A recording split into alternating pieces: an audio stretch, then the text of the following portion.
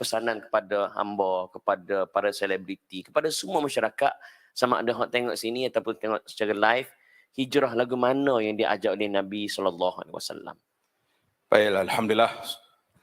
Jadi kita dah bincang banyak dah. Muslimin ada hijrah, muslimah ada hijrah. Cuma ada 2-3 perkara anda rasa perlu diperingatkan. Lebih-lebih lagi, apabila hijrahnya ahli-ahli artis ni, masyarakat kita ni teruja sangat. Sampai mereka panggil ceramah, panggil bui kuliah. Dia pun kadang-kadang lebih pada ustaz pula. Kita ustaz pergi orang tak ramai, dia mari dia pergi ramai. Ada masalah. Maka ada 2-3 SOP yang perlu diingat. Yang pertama, apa yang kita buat sebelum kita berhijrah ni, jangan diceritakan kepada orang detail maklumat. Contohnya saya dulu gini buat benda-benda dosa yang dibuat, jangan diceritakan. Itu hak kita dengan Allah Azza wa Jalla saja. Ada hadis dalam Bukhari, Nabi selarang. Nabi kata, kullu ummati mu'afa ilal mujahirin. Umat aku dalam keadaan baik kecuali orang yang menzahirkan maksiat dia. Jadi orang tanya dia, kaifal ijhar? Bagaimana zahirkan maksiat? Nabi kata dia buat senyap-senyap, orang pun tak tahu. Allah Ta'ala tudung dia punya keaifan. Tiba-tiba dia pergi cerita kepada orang. Ini kita kata satu perkara yang tidak baik. Kita ingat kita nak sahur sangat tak? Kita dulu debel, kita dulu gini-gini. Walaupun dia nak beri inspirasi. Tapi dosa itu tidak boleh diceritakan kepada orang. Jadi anak kadang-kadang bila kita bawa haji pergi Mekah, dia semangat sangatlah, teruja boleh pergi haji, dia mari jumpa kita, ustaz, dia kata saya dulu jahiliah. Kita pun, jahiliah.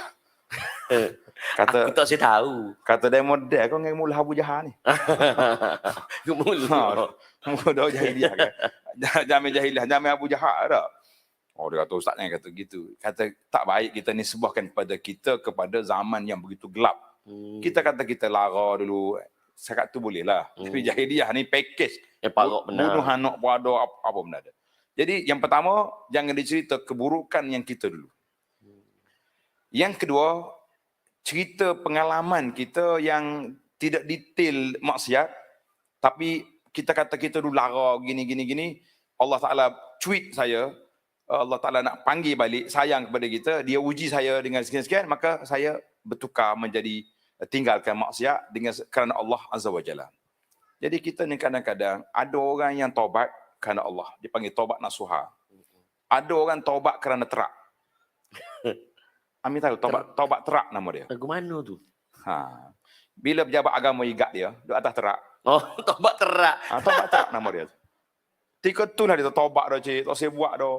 Tak saya pergi bala polis lah, tak saya pergi jabat agama, saya tak buat lah. Dia panggil taubat terak. Ni tak jadi. Ni ke mana-mana pun kena serah ke pejabat agama. Taubat berigat lah ni. Taubat terak, dah terak lah. Jadi yang itu yang kita naknya taubat nasuha. Satu lagi dipanggil taubat ulu golok. Ini also bahasa Kelantan. Taubat ulu golok. Taubat ulu golok. Lepas taubat dia buat pulak. Banyak gua istilah taubat ulu golok ni. Lepas taubat buat pulak. Tak payah bahasa Kelantan. Insya-Allah. Jadi taubat ulu golok maknanya dia tidak berniat nak berhentilah. Dia taubat saja-saja gitu ya. Tidak ada keazaman. Maka yang kita nak betul-betul cerita pengalaman kita yang boleh memberi motivasi kepada orang yang seangkatan dengan dia supaya boleh je nak taubat.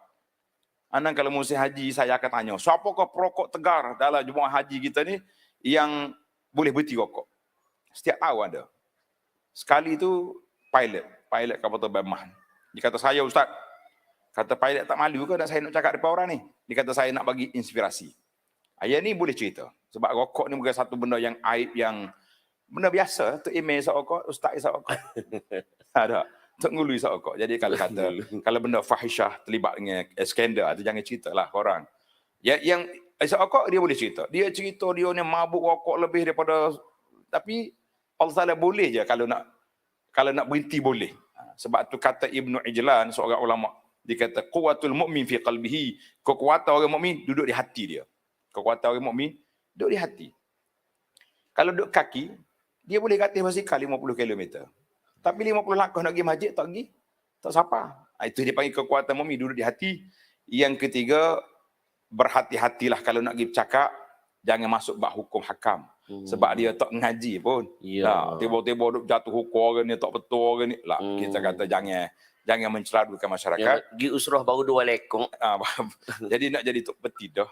Hanya. Jadi berpada-pada, cukup dengan pengalaman dia, cukup dengan motivasi, jangan lebih daripada itu. Kada tidak, orang panggil bahasa Arab kata zadatin ballah. Tanah dah, debu dah. Dia pergi tambah air pula jadi selut pula. Allah. Jadi bukan membina masyarakat, meruntuh masyarakat. Itu je lah. Mudah-mudahan 3 nasihat kita kepada selebriti ni, berhati-hati. Masyarakat pun jangan duk memanggil buat ceramah lah. Panggil motivasi tak apa. Ya. Kita bukan deki sebab dia ramah, tapi kita bimbang takut ramah orang tersasar dengan sebab dia. Salah, ya. Wallahu a'lam.